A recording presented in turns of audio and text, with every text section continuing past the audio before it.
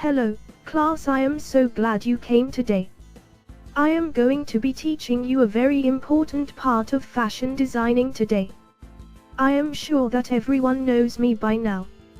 I am Manny. Now first of all let me be honest here. By now you know that I am not real. I am a fictional character brought to life in my owner's animation program. I am just a mannequin.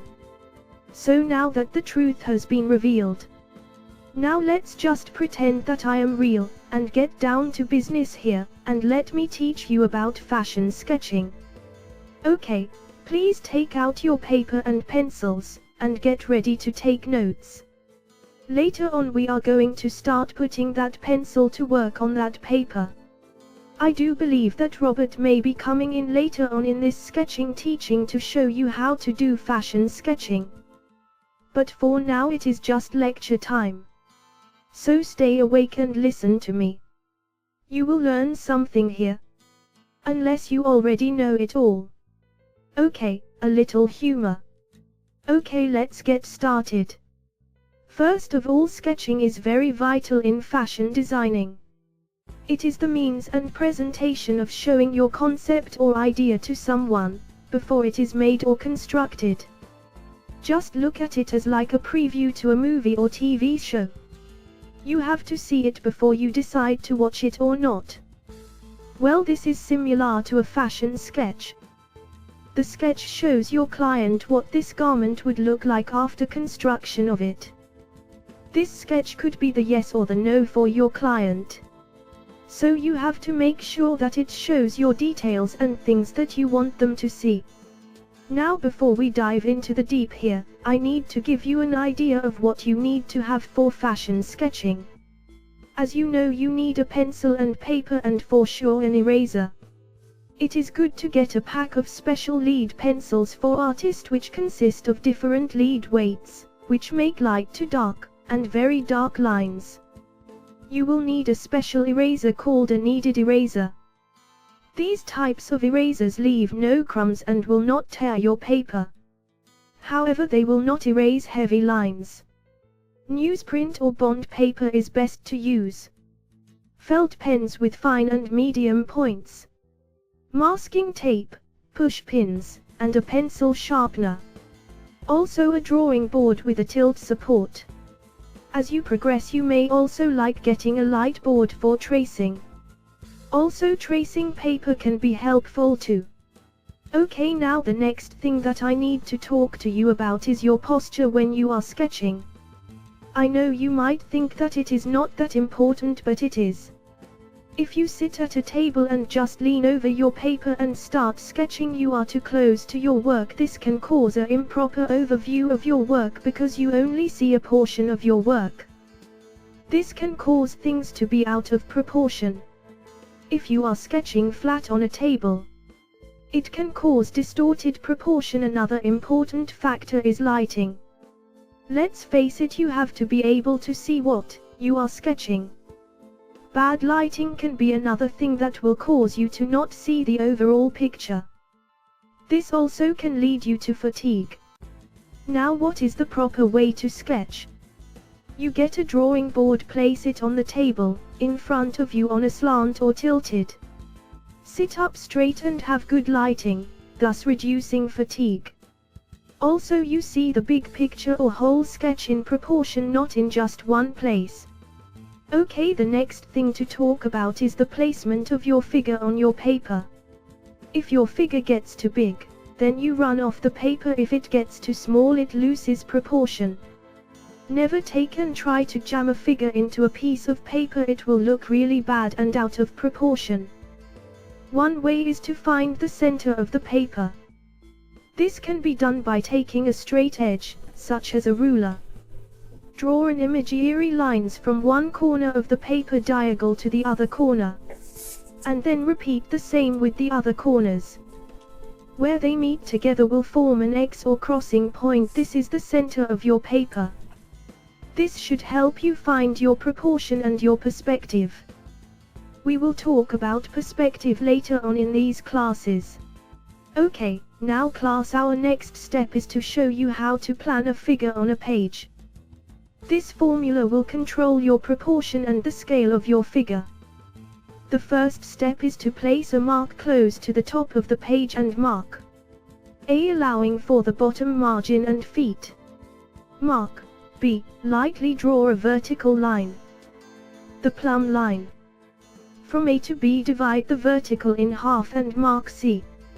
Having the line from A to C, then mark 1. Divide line A1 in half and mark it 2. Then divide line C1 in half and mark 3. Finally, halve line BC and mark 4. Draw the head shape from A to 2 across the middle of the line 1, 2. Then draw a horizontal line for the top of the rib cage. Collarbone. Where the collarbone crosses the plumb line is the pit of the neck. At equal distances above and below 3 the waist. Draw horizontal lines. Also draw a line across C, then add the sides of the rib cage shape, tapered toward the waist, and the sides of the pelvis shape, tapered out from the hip top. Be sure that all shapes match on both sides of plumb line. Then add the first shape on the hip. Now mark for each joint and draw to it. First draw the shoulder ball joints, then the shoulder slopes. The shoulders should be 2 head widths wide. Then draw the upper arm cylinders, centering an imaginary compass at pit of the neck. Draw an arc from the waist to indicate elbow placement. Then draw the elbow joints, then the forearm cylinders. Next, draw the waistband, connected to the rib cage and pelvis. Draw the knee ball joints and thigh cylinders. Then draw the calf cylinders and add the foot cones about the length of the head. Note that the wrist of the extended arm is just below C. The hand shape extends from the wrist. Now view your work from a distance and make adjustments to please your eyes. Also class, as a note, a figure is always about 8.5 heads high as a general rule. In fashion drawing sometimes as high as 10 heads high. Okay class, you now have an idea of how to sketch a fashion figure. But now we are going to dive even deeper. Now class, you do know if we just sketched the way we see it or wanted to, what would happen? Yes, our sketches would be out of proportion and look like cartoon figures. Your body is made up of what you call bones. I say that because mine is made of fiberglass and wood. Okay, again a little humor. Now getting to the bones of the matter here. You are made up of a lot of different size bones, as you all know. Called a skeleton. This is the framework of your body. Now you may ask, what does a skeleton have to do with fashion sketching? Enable for you to sketch a lifelike looking figure.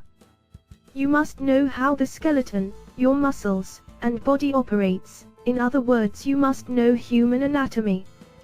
Yes, I know what you are thinking. Are you for real? Are we going to have to sketch a skeleton? Well, let me ask you a question here. How good of a fashion designer do you aim to be? Your clients are not going to want to see your designs on a sketch that looks like it came off the Saturday morning cartoon carnival. No, they want to see lifelike human figures in your designs, so they can relate to it to sell to their potential customers. That is what they want to see, not a cartoon character. Okay, so do you get the idea? Yes, you see, most students just think a fashion figure does not have to be precise in posture and figure. This is not true. Take for example a garment that has to move a certain way on a person, that you have to illustrate how it will look when that person moves a certain way. Yes, you get it now, don't you? You have to know at what points in bones and muscles move and how they move. So yes, you should get some human anatomy books and study the human body. Yes, I know no one wants to sketch a human skeleton. I heard even Robert had to sketch one in his sketching classes. He sure did not like sketching one either. But it is good practice for you. So yes, for your homework from me is to practice sketching a human skeleton. Also get some human anatomy books and study how the human body functions. You could most likely find these books at your local libraries. That is it for this class session. One of us mannequins will be teaching the next sketching class. Maybe Robert might be teaching it. I don't know at this time. Okay class, practice your skeletons. God bless you all. Manny out.